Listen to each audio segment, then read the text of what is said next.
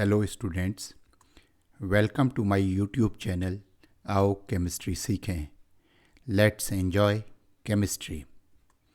आज अपने इस चैनल के माध्यम से मैं आपके लिए प्रोटीन्स एंड पेप्टाइड्स पर अपना पहला लेक्चर लेकर आ रहा हूँ। ये लेक्चर है पेप्टाइड्स संरचना निर्धारण, peptides structure determination. This particular concept is useful for the students of 12th class and BSc as well as the students who are preparing for JEE and NEET exams. So students, आओ chemistry सीखें। Dear students, structure of peptides finally lead us to the structure of proteins. तो peptide के structure के बारे में study करने से पहले let's have some basic idea about the proteins. What are proteins? आपको मालूम हुआ कि शब्द प्रोटीन एक ग्रीक शब्द प्रोटियोस से मिलकर बना है, जिसका अर्थ है ऑफ प्राइम इम्पोर्टेंस, अर्थात सर्वोच्च प्राथमिकता वाले, सर्वोच्च महत्व वाले। प्रोटीन जैसे केमिकल कंपाउंड्स के लिए ये नाम बिल्कुल उपयुक्त है।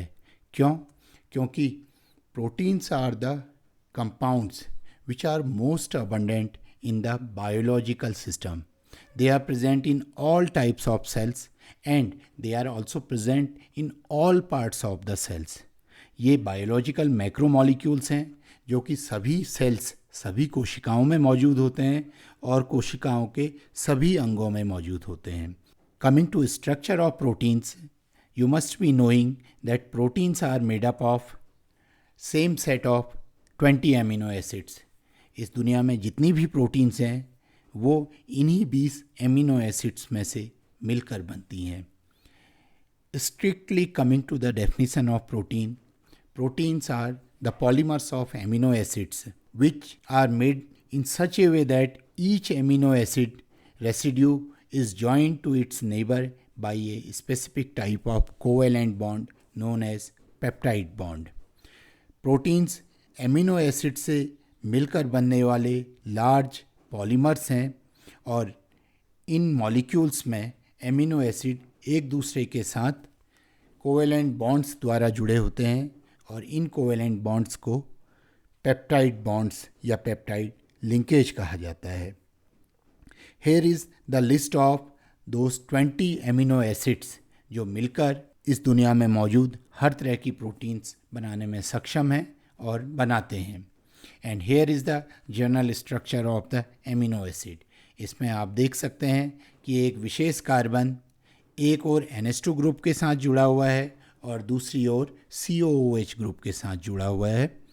इस तरह के दो अपोजिटली नेचर्ड ग्रुप्स एमिनो एसिड्स में मौजूद होते हैं।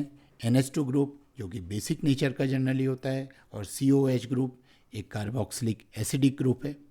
तो इन दो ग्रुप्स की मौजूदगी के कारण इस तरह के मॉलिक्यूल्स को अमीनो एसिड्स या अमीनो अम्ल कहा जाता है।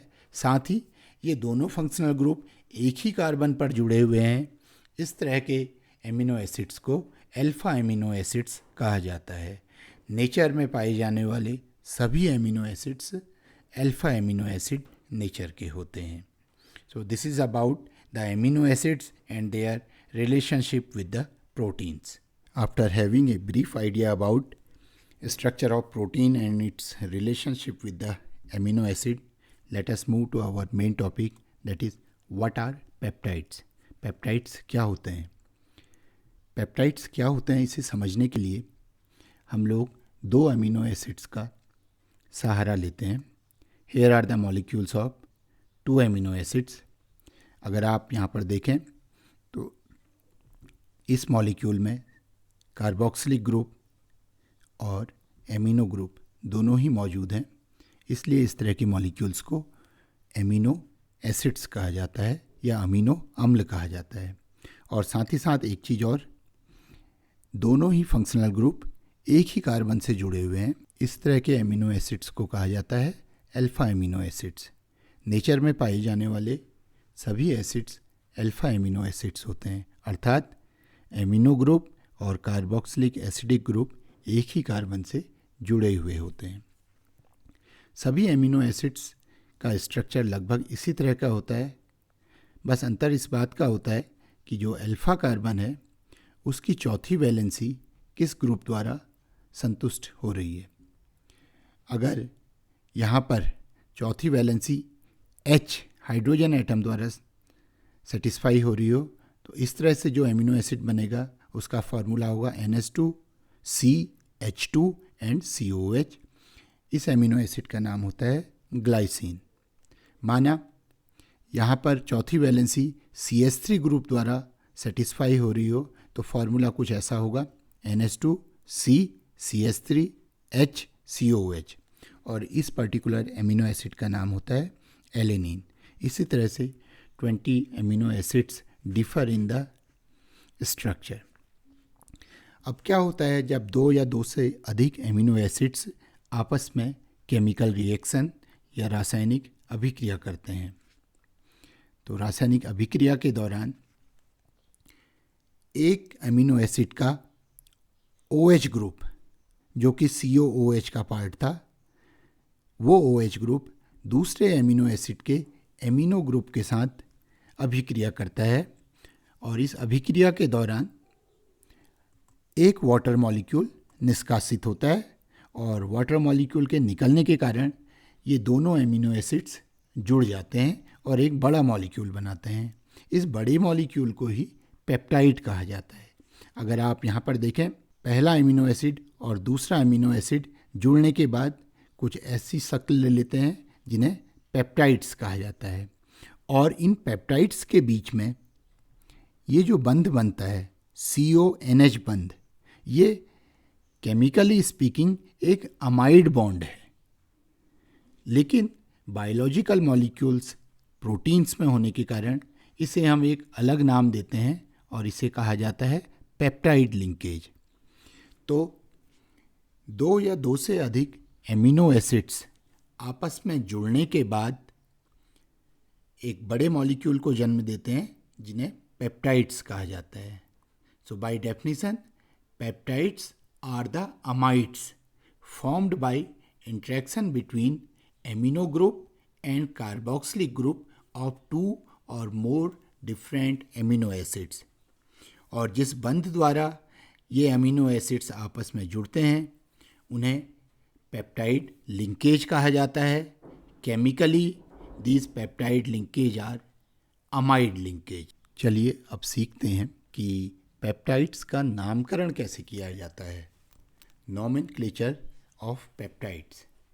जैसा कि हम लोगों ने सीखा, पेप्टाइड्स दो या दो से अधिक एमिनो एसिड्स के आपस में क्रिया करने के कारण बनते हैं।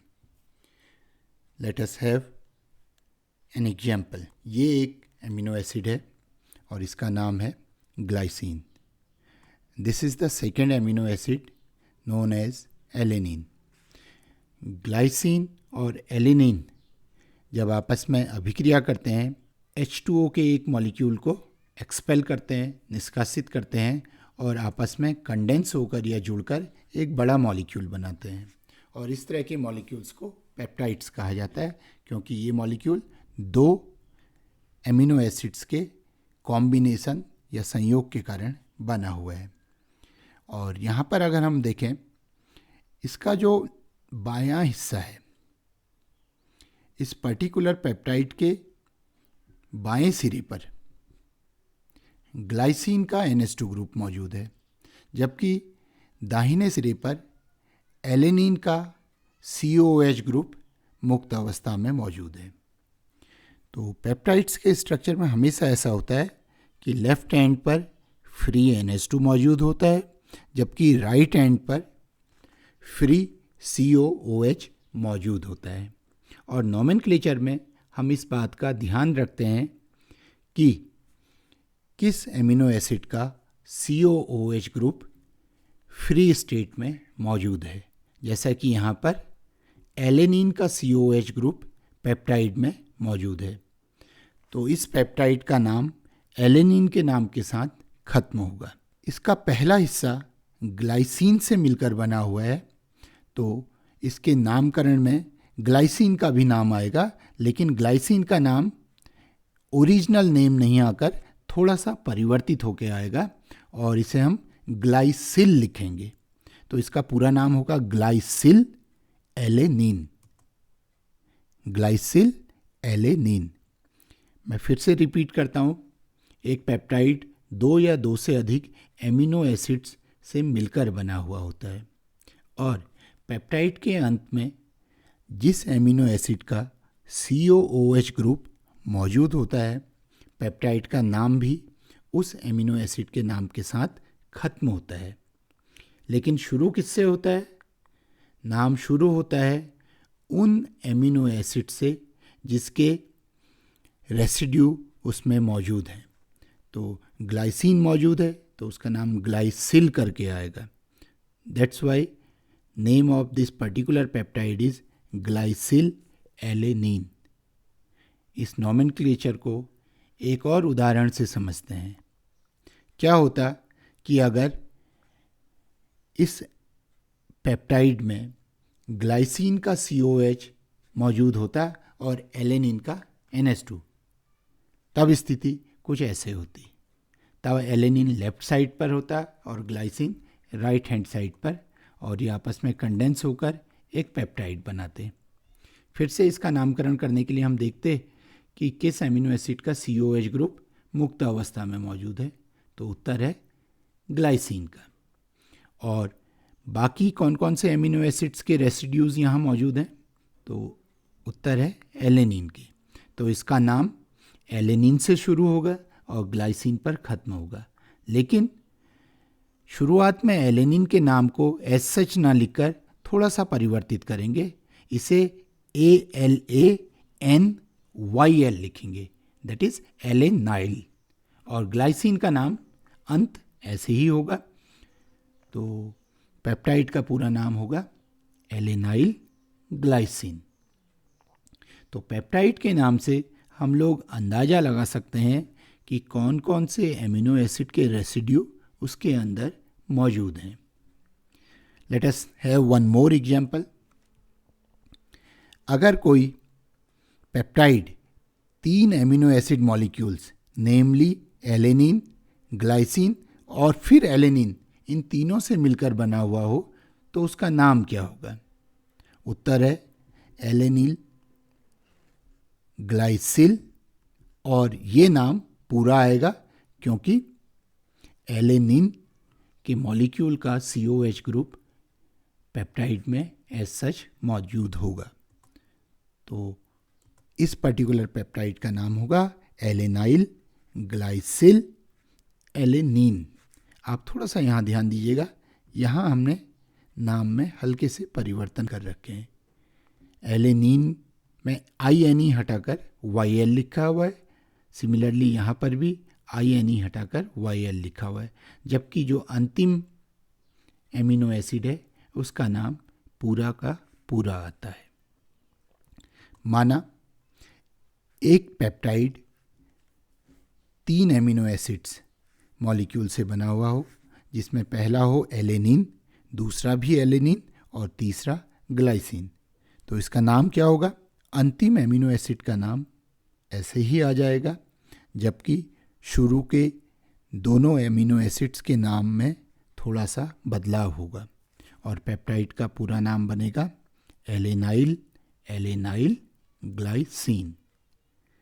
तो ये रहे कुछ उदाहरण पेप्टाइड्स के नोमेनक्लेचर को समझाने के लिए। पेप्टाइड्स की डेफिनीशन और नोमेनक्लेचर के बाद अगले टॉपिक की ओर बढ़ते हैं, that is classification of peptides. Peptides को इस आधार पे क्लासिफाई किया जाता है कि उसके अंदर कितने एमिनो एसिड रेसिड्यूज मौजूद हैं। Peptides are classified based upon number of amino acids residues present in its structure. जैसा कि हम जानते हैं पेप्टाइड्स एमिनो एसिड्स के मॉलिक्यूल्स के संयोग से बनते हैं। तो जाहिर सी बात है कि एक पेप्टाइड में कम से कम 2 एमिनो एसिड के रेसिड्यू जरूर मौजूद होंगे। और इस तरह के पेप्टाइड्स को जिसमें 2 एमिनो एसिड रेसिड्यूज होते हैं डाइपेप्टाइड कहा जाता है। Likewise a peptide having 3 amino acid residues are called as tripeptides. We can go further. A tetrapeptide means a peptide having 4 amino acid residues. यहाँ पर आपको ये समझना ज़रूरी है कि जब हम कह रहे हैं ट्राइपेप्टाइड, इसका अर्थ है कि उसके अंदर 3 एमिनो एसिड रेसिड्यूज मौजूद हैं। इसका अर्थ ये नहीं है कि तीनों एमिनो एसिड अलग अलग प्रकार के होने चाहिए। माना एक पेप्टाइड 3 एलेनिन के रेसिड्यूज से मिलकर भी बना हो तो वो एक ट्राइपेप्टाइड ही कहा जाएगा। Likewise pentapeptide, hexapeptide, nonapeptide and finally we move to polypeptide. That means a peptide having a large number of amino acid residues. Here is an example of a peptide. इस पेप्टाइड में alanine, glutamic acid, glycine और lysine 4 amino acids के residues मौजूद हैं। So it is an example of a tetrapeptide. Peptides की definition, nomenclature और classification के बाद अब हम लोग आ पहुँचे हैं एक ज़्यादा ही ज़रूरी, मोर इम्पॉर्टेंट टॉपिक्स पर, and that topic is representation of peptide. Dear students, हम लोग जानते हैं कि एक पेप्टाइड 2 या 2 से अधिक अमीनो एसिड्स के मॉलिक्यूल्स के आपस में जुड़ने से बना होता है और एक पेप्टाइड मॉलिक्यूल के अंदर अलग अलग एमिनो एसिड्स के स्ट्रक्चर के कुछ बचे हुए हिस्से मौजूद होते हैं। बचे हुए हिस्से का अर्थ है कि किसी एमिनो एसिड्स का NH2 ग्रुप यूज़ होता है पेप्टाइड बनने के लिए, दूसरे एमिनो एसिड का COOH ग्रुप यूज़ होता है। तो पेप्टाइड के स्ट्रक्चर के अंदर एमिनो एसिड के मॉलिक्यूल का कुछ ही हिस्सा आता है जिसे सही शब्द में कहा जाता है एमिनो एसिड रेसिड्यू। जैसा कि यहाँ पर एक पेप्टाइड दिया गया है और इस पेप्टाइड में बहुत सारे एमिनो एसिड रेसिड्यूज मौजूद हैं।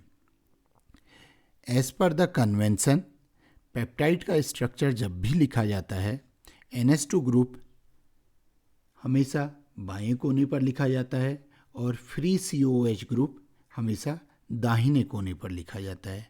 तो structure of peptide is written from free NH2 group on the left hand side to the free COOH group on the right hand side. तो एक पेप्टाइड के स्ट्रक्चर में 2 सिरे होते हैं।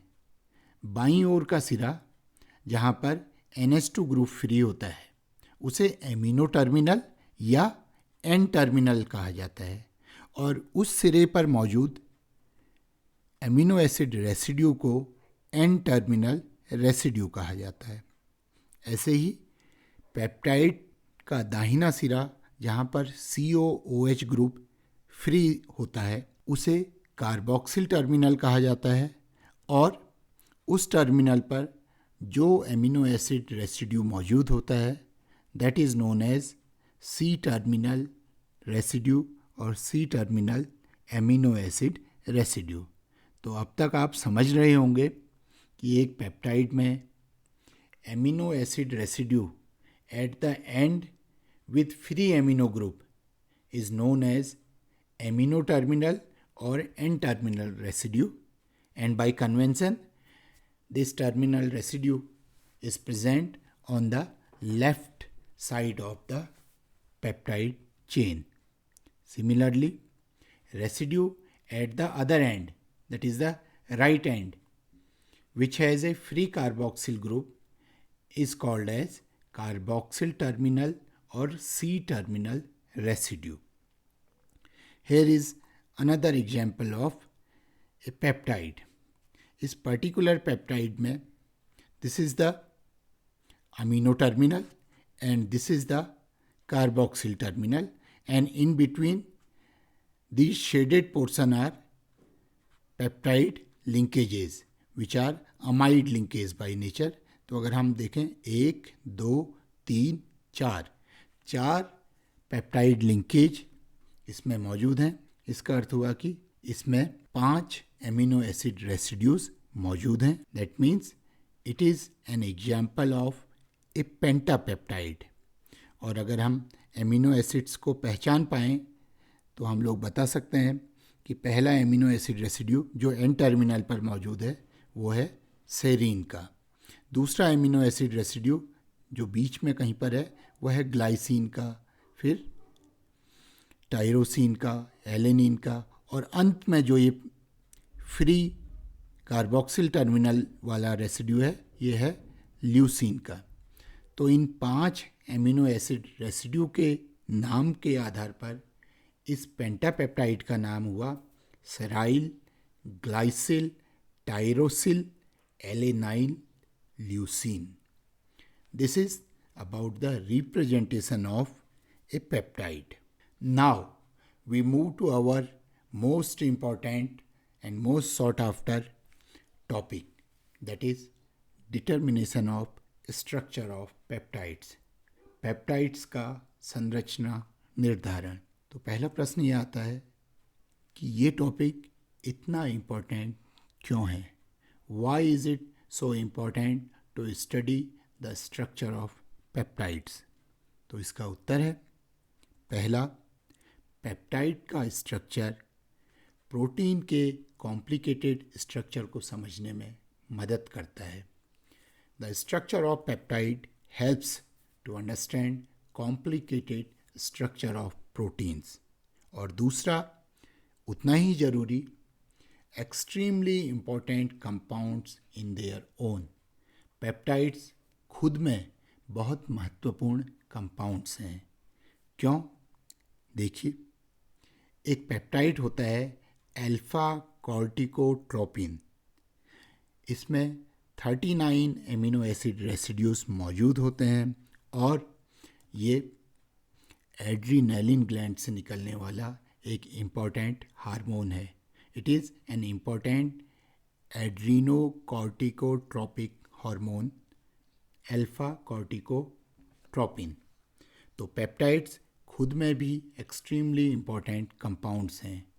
एक और इम्पॉर्टेंट पेप्टाइड है ऑक्सीटोसिन। आपने इसका नाम सुना होगा, एटलीस्ट बायो के स्टूडेंट्स ने इसका नाम सुना होगा। It is also an important hormone and by nature it is a nonapeptide.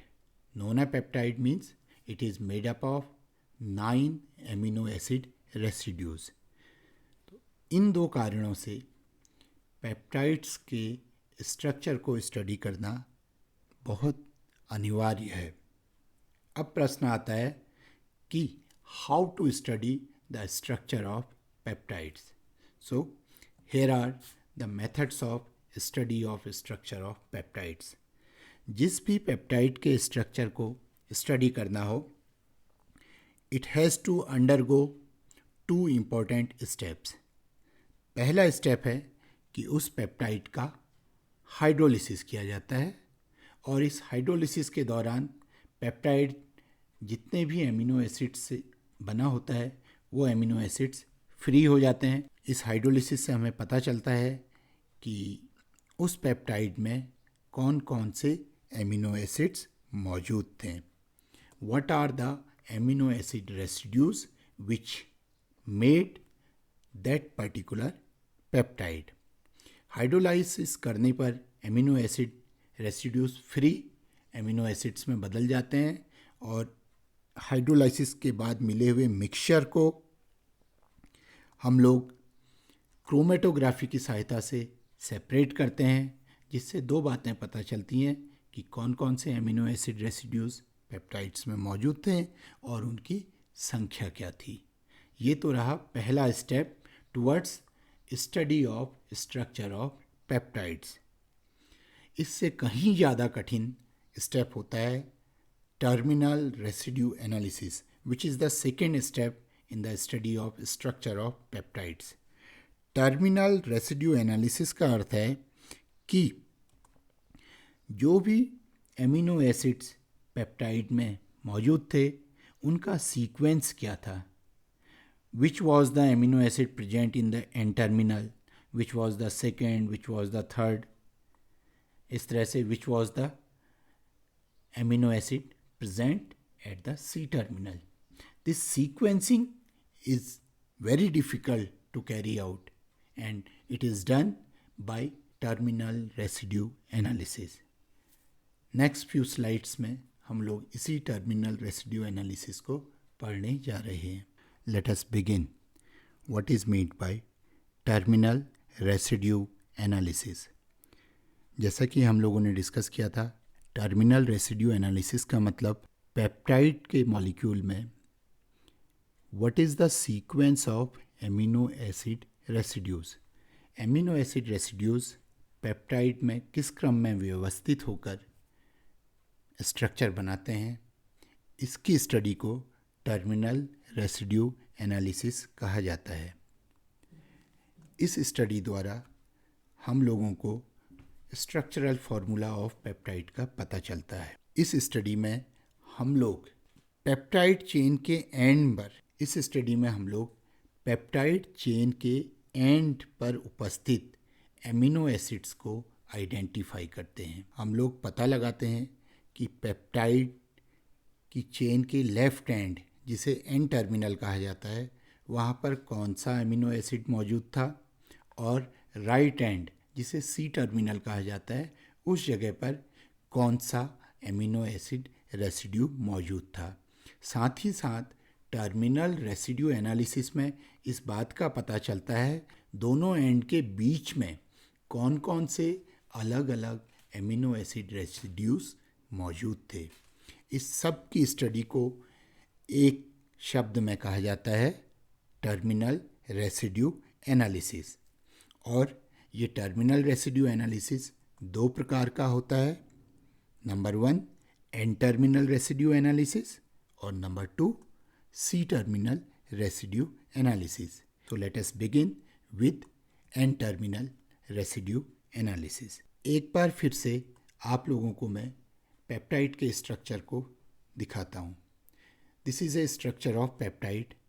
इस पर्टिकुलर स्ट्रक्चर में बाएं कोने पर वो एमिनो एसिड रेसिड्यूज मौजूद है जिसका NH2 ग्रुप फ्री या मुक्त है.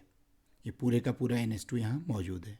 इसी तरह से इस पेप्टाइड के दाहिने कोने पर वो एमिनो एसिड रेसिड्यू मौजूद है जिसका COOH ग्रुप अभी यहाँ पर मुक्त अवस्था में मौजूद है. मुक्त अवस्था का अर्थ है कि वो NH2 या वो COOH जो पेप्टाइड बॉन्ड बनने के दौरान कंज्यूम नहीं हुए हैं. अन्यथा जब भी दो एमिनो एसिड के बीच में पेप्टाइड बंध बनता है तो एक एमिनो एसिड से OH जो कि COOH ग्रुप का होता है और दूसरे एमिनो एसिड से NH2 ग्रुप का H कंज्यूम हो जाता है. और इस तरह के केस में हम कहेंगे कि ये एमिनो एसिड रेसिड्यूज़ वो रेसिड्यूज़ हैं जिनका ना तो NH2 मुक्त अवस्था में है और ना ही COOH group. So coming to the structure of peptide, amino terminal is present on the left hand side and it has free NH2 group, and carboxyl terminal is present on the right hand side. It has the residue with free COOH group. तो N terminal पर free alpha amino group होता है. और अगर हम अपनी analysis में इस बात का पता करें कि N टर्मिनल पर कौन सा अमीनो एसिड रेसिड्यू मौजूद है और फिर उसके बाद कौन सा और फिर उसके बाद कौन सा, यानी कि हम N टर्मिनल से स्टार्ट करके C टर्मिनल की ओर को बढ़ते जाएं और ये पता लगाते जाएं कि कौन कौन से एमिनो एसिड रेसिड्यूज़ मौजूद हैं. तो इस एक्सपेरिमेंटल वर्क को हम लोग कहते हैं N टर्मिनल रेसिड्यू एनालिसिस. अर्थात N टर्मिनल से स्टार्ट करके C टर्मिनल की ओर को ये पता करते हुए बढ़ते जाना कि कौन कौन से एमिनो एसिड रेसिड्यूज़ मौजूद हैं. कहने में ये बहुत आसान लगता है लेकिन ये बहुत ज़्यादा कठिन कार्य है. Practically it is near to impossible work. At least it was near to impossible work. Still there are scientists, researchers जो लोग बहुत मेहनत करते हैं और असंभव को संभव कर दिखलाते हैं. इसी तरह से एन टर्मिनल रेसिड्यू एनालिसिस के लिए भी दो अलग अलग वैज्ञानिकों ने अपने तरीके खोजे और उन वैज्ञानिकों के सम्मान में इन दो तरीकों को उनके नाम से जाना जाता है. Here are the two methods of sequencing of peptide from N-terminal. These are number 1 Sanger method and number 2 Edman method. आने वाले कुछ और स्लाइड्स में हम इन दोनों मेथड्स को डिटेल में पढ़ेंगे. Let us start Sanger method of N-terminal residue analysis. Sengar विधि एक बहुत सक्सेसफुल विधि थी एन टर्मिनल रेसिड्यू एनालिसिस की और इसे दिया था कैम्ब्रिज यूनिवर्सिटी के ब्रिटिश बायोकेमिस्ट फ्रेडरिक सेंगर ने. Frederick Sanger gave this method in 1945 और इस विधि द्वारा उन्होंने बोवाइन इंसुलिन के सीक्वेंस को आइडेंटिफाई किया था. 1945 ये वो समय था जब सेकेंड वर्ल्ड वॉर चल रहा था और तब टेक्निक्स इतनी डेवलप नहीं हुई थी. ये माना जाता था कि प्रोटीन्स का और पेप्टाइड्स का सीक्वेंसिंग करना it was near to impossible task. ये लगभग असंभव कार्य था, लेकिन फ्रेडरिक सेंगर जैसे वैज्ञानिकों ने इसे संभव बनाया और उनके इस लगभग असंभव कार्य के लिए उन्हें नोबेल प्राइज़ दिया गया. वो भी एक बार नहीं. Frederick Sanger got Nobel prize twice in chemistry और केमिस्ट्री में 2 बार नोबेल पुरस्कार प्राप्त करने वाले वो अब तक के अकेले वैज्ञानिक हैं. सेंगर के अलावा 3 और वैज्ञानिकों ने भी 2 बार नोबेल पुरस्कार प्राप्त किए हैं. ये वैज्ञानिक हैं मैरी क्यूरी, जिन्हें फिजिक्स के लिए 1903 और केमिस्ट्री के लिए 1911 में नोबेल प्राइज़ दिया गया था. लाइनस पॉलिंग, जिन्हें केमिस्ट्री में 1954 और शांति का नोबेल पुरस्कार 1962 में दिया गया था. इसी तरह से John Bardeen, he got Nobel prize twice for physics in 1956 and 1972. तो ये तो थे ब्रिटिश वैज्ञानिक फ्रेडरिक सेंगर, जिन्होंने एन टर्मिनल रेसिड्यू एनालिसिस के लिए सेंगर मेथड ईजाद किया. क्या था ये मेथड, उसे हम अगली स्लाइड में समझते हैं. Now let us move to the Sanger method used by Frederick Sanger for the N terminal residue analysis.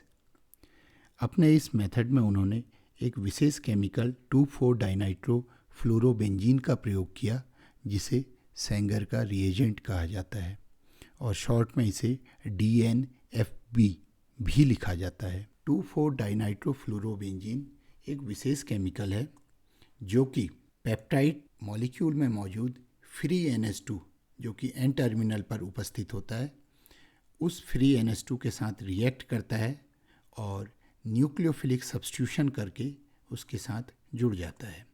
और इस प्रकार जो पेप्टाइड का मॉलिक्यूल मिलता है उसे लेबल्ड पेप्टाइड मॉलिक्यूल कहते हैं.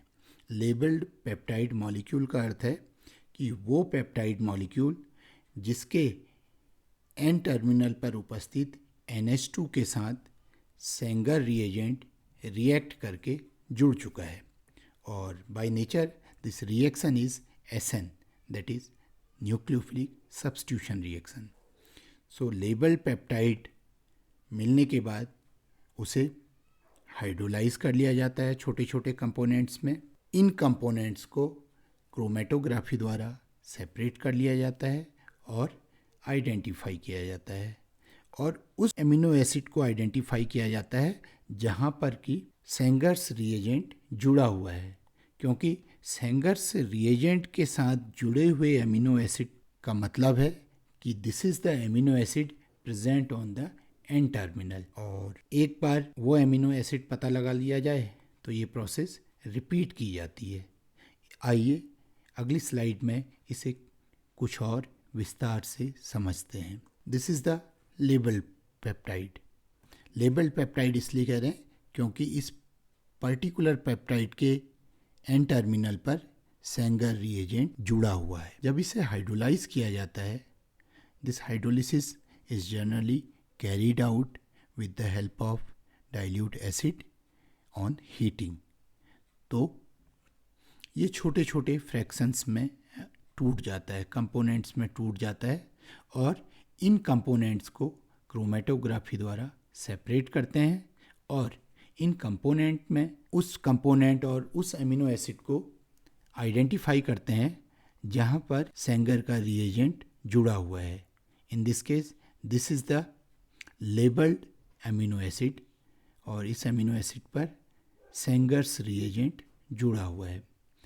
और जैसे ही ये आइडेंटिफाई होता है, we get the idea this was the amino acid present at the N terminal. और इसके साथ ही दूसरे अनलेबल्ड पेप्टाइड पार्ट्स भी मिलते हैं, और फिर से इस पूरी प्रक्रिया को दोहराया जाता है। By repeating this type of procedure, Sanger was able to determine the sequence of many peptides generated using different methods for the initial partial hydrolysis of the peptide। ये जाहिर सी बात है बहुत कष्ट साध्य और बहुत पेशेंट वर्क रहा होगा, और इसके द्वारा सबसे पहले उन्होंने बोवाइन इंसुलिन, जिसमें 54 एमिनो एसिड रेसिड्यूज़ होते हैं, उसका सीक्वेंस पता लगाया कि कौन कौन से एमिनो एसिड्स किस क्रम में जुड़कर बोवाइन इंसुलिन का निर्माण करते हैं। फ्रेडरिक सेंगर के इस महान योगदान के लिए उन्हें नोबेल प्राइज़ दिया गया था 1958 में। बाद में उन्होंने अपने तकनीक को मॉडिफाई करते हुए डीएनए सीक्वेंसिंग भी की, जिसके लिए उन्हें दोबारा 1980 में नोबेल प्राइज़ दिया गया था। So this was about the Sanger method of N-terminal analysis. Dear students, let us now learn about the Edman method of N-terminal residue analysis. इस Edman method को P.V. Edman ने 1950 में दिया था। P.V. Edman was a Swedish biochemist. उनके नाम से इस मेथड को Edman degradation भी कहा जाता है। Edman मेथड में एक विशेष केमिकल का यूज़ किया जाता है जिसका नाम है फिनाइल आइसोथायोसाइनेट। इस मेथड में फिनाइल आइसोथायोसाइनेट को पेप्टाइड के साथ रिएक्ट कराया जाता है, और रिएक्शन के बाद एक सब्स्टिट्यूटेड थायोयूरिया बनता है। This substituted thiourea upon mild hydrolysis selectively removes the N terminal residue as the new compound known as phenyl thiohydantoin, and this new compound is then identified. Sanger method के मुकाबले Edman method is a better method, और इस विधि का सबसे बड़ा लाभ यह है कि it leaves the rest of peptide chain intact. अगर आपको ध्यान होगा, सेंगर विधि में भी एन टर्मिनल रेसिड्यू को सेंगर्स रिएजेंट के द्वारा लेबल किया जाता है।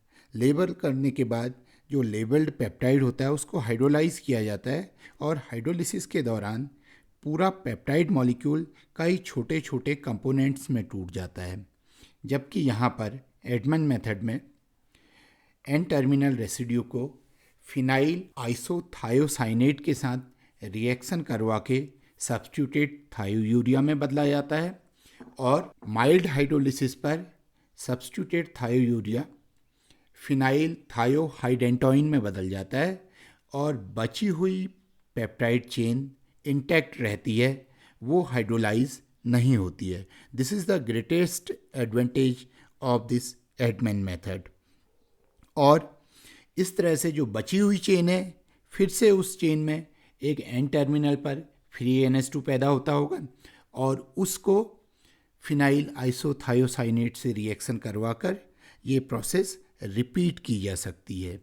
This is the method known as Edman method, and it has got its advantage over Sanger's method. Here is the illustration of N-terminal residue analysis by Edman method.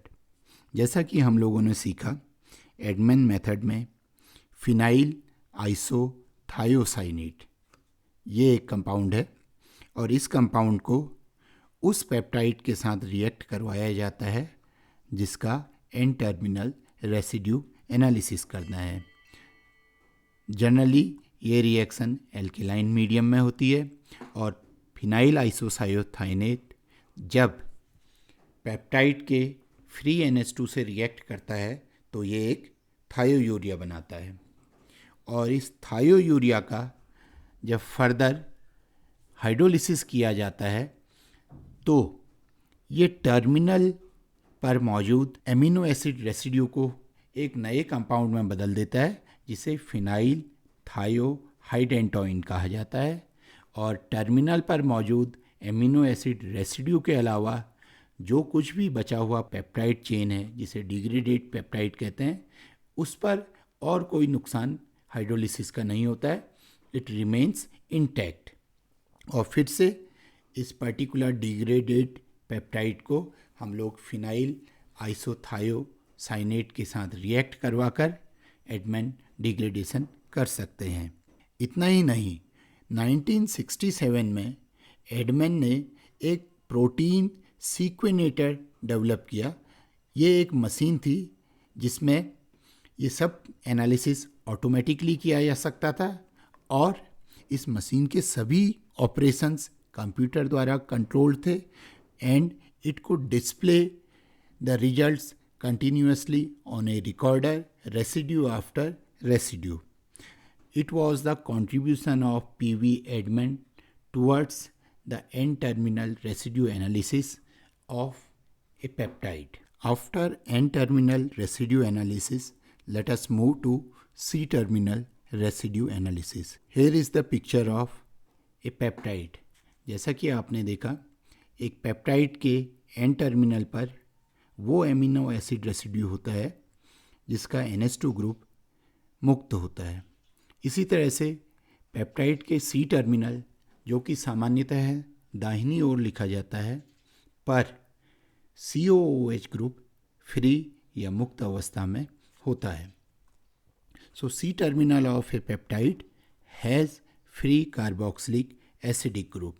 और अगर हम किसी रासायनिक विधि द्वारा या किसी और विधि द्वारा पेप्टाइड के स्ट्रक्चर के एनालिसिस के दौरान सी टर्मिनल से शुरू करें, अर्थात हम ये पता लगाएं कि सी टर्मिनल पर कौन सा एमिनो एसिड रेसिड्यू मौजूद है और धीरे धीरे हम सी टर्मिनल से एक के बाद एक एमिनो एसिड रेसिड्यू को एनालाइज करते हुए एन टर्मिनल की ओर को बढ़ें, तो इसे कहा जाएगा C terminal residue analysis of the peptide. Sequencing the peptide from C terminal to N terminal is known as C terminal residue analysis.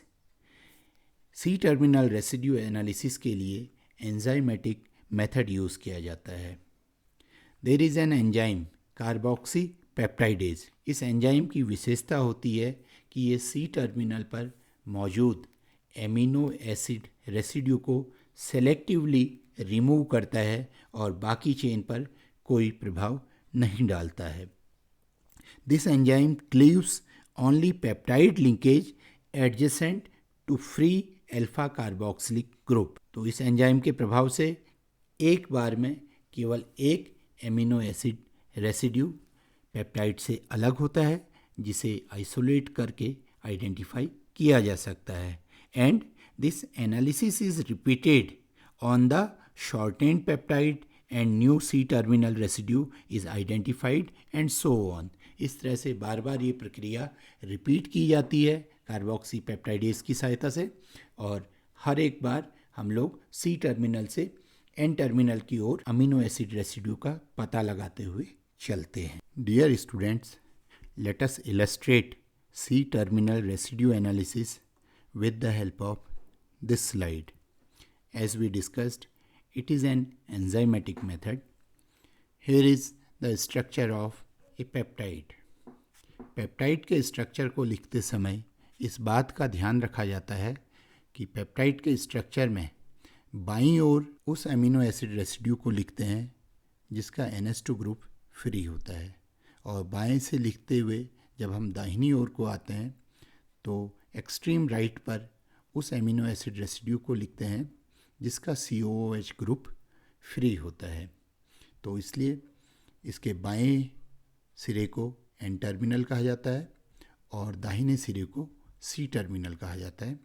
और अभी हम पढ़ रहे हैं C टर्मिनल एनालिसिस, जिसका अर्थ हुआ कि अगर हम पेप्टाइड के स्ट्रक्चर को स्टडी करते समय C टर्मिनल से स्टार्ट करें, अर्थात हम ये पता करें कि C टर्मिनल पर कौन सा एमिनो एसिड रेसिड्यू मौजूद है, फिर उसके बाद कौन सा है, फिर कौन सा, फिर कौन सा, इसी तरह से हम N टर्मिनल की ओर को बढ़ते जाएं तो इसे टेक्निकल लैंग्वेज में कहा जाएगा C terminal residue analysis of a peptide.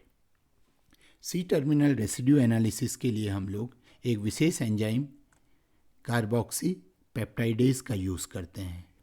इस एंजाइम की खासियत होती है कि ये उस पेप्टाइड लिंकेज को तोड़ता है जो कि फ्री अल्फा कार्बोक्सिल ग्रुप के नज़दीक होती है, और यहाँ पर एरो से दिखाया गया है उस पेप्टाइड लिंकेज को which is adjacent to free alpha carboxylic acid group.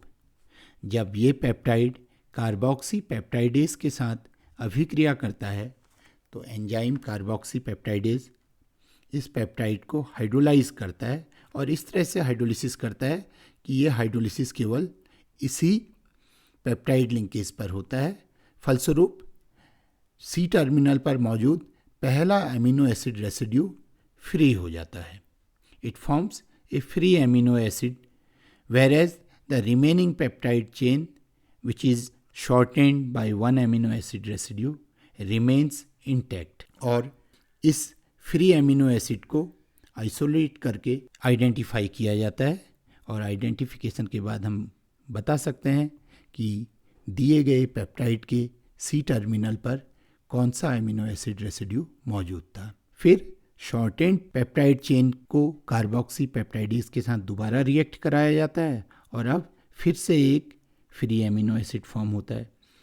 इसी तरह से ये प्रोसेस बार बार रिपीट होती जाती है, और हर बार हम लोग C टर्मिनल से धीरे धीरे N टर्मिनल की ओर एनालिसिस करते हुए बढ़ते हैं कि कौन कौन से एमिनो एसिड रेसिड्यूज इस सीक्वेंस में मौजूद हैं। तो ये रही बात enzymatic method of C terminal residue analysis की। इस पूरे लेक्चर के दौरान हम लोगों ने पेप्टाइड का N टर्मिनल एनालिसिस, उसके दो विधियाँ सेंगर्स मेथड और एडमन मेथड को सीखा, और फिर C टर्मिनल एनालिसिस और C टर्मिनल एनालिसिस की एंजाइमेटिक मेथड को हम लोगों ने सीखा। इस लेक्चर को प्रिपेयर करने के लिए मैंने इन पुस्तकों का इस्तेमाल किया: organic chemistry by Morrison and Boyd, then I also used Wikipedia for the photographs and life of Frederick Sanger and P. Edman. इस लेक्चर में अगर आपको कोई समस्या है, कोई डाउट्स है, तो you can ask in the comment section, or you can ask me personally over phone. I will try my best to solve it. Stay home, stay safe, prepare well for the examination. Thank you.